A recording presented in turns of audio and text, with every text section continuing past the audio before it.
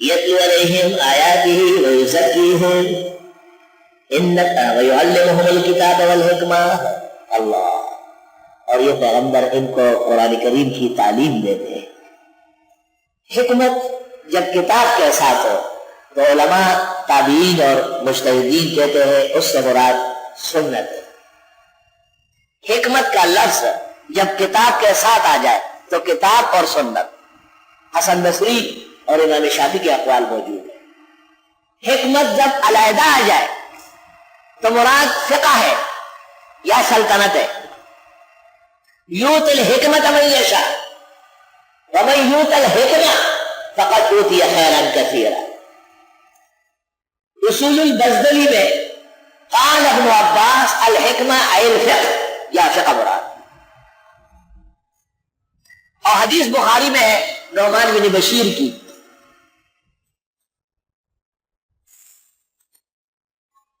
ان العلماء ورثۃ الانبیاء وان الانبیاء لم يورثوا درهما ولا دینارا بل ورثوا العلم فمن اخذ بحظ وافر.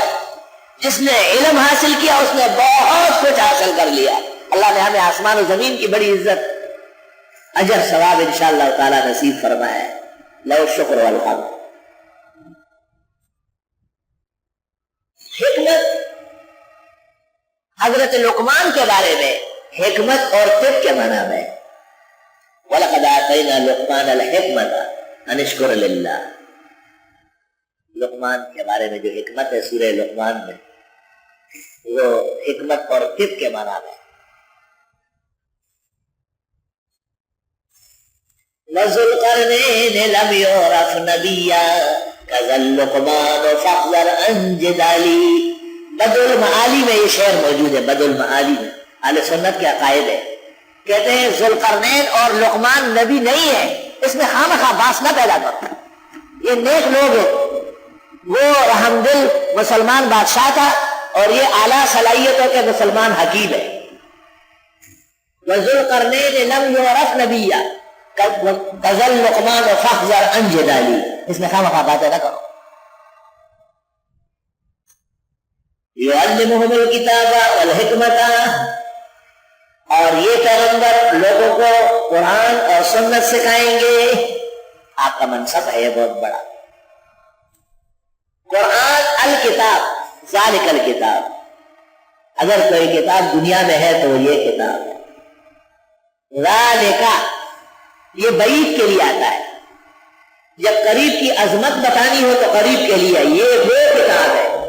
یہ وہ کتاب ہے. تفسیر بیضاوی نے یہاں جو تقریر کی اس کا حاصل یہ ہے کہ اگر کوئی کتاب دنیا میں ہے تو وہ یہ کتاب ہے. باقی کیا کتاب ہے؟ کوئی منسوخ ہو چکی ہے, کوئی مخدوش ہو چکی ہے, کسی میں خطا ہے, کسی میں غلطی ہے, کسی مخلوق کی لکھی ہوئی کتاب تو وہ کتاب ہے جس کی نظیر و صحیح قیامت تک کوئی پیش نہیں کر سکا. سواتر الالہام میں فیضی چیختا ہے. فیضی ابوالحسن فیضی کیا کہتا ہے؟ وَمَا اللہ ساحل لَهُ. وَمَا ہو باہر نہیں کہہ سکتے, نقطہ آ رہا ہے. نہر نہیں کہہ سکتے, نقطہ آ رہا ہے.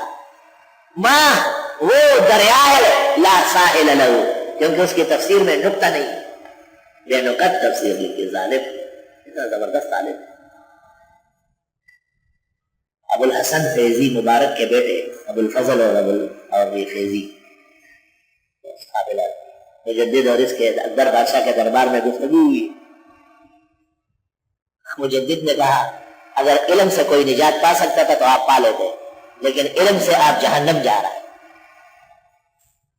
یہ ثابت کر رہا تھا کہ بادشاہ کا سجدہ جائز ہے اور مجدد منع کر رہا تھا. وہ تو مجدد ہے. مجدد تو ہر ایک نہیں ہوتا ہے, ہزاروں میں کوئی ہوتا ہے, لاکھوں میں کوئی ہوتا ہے.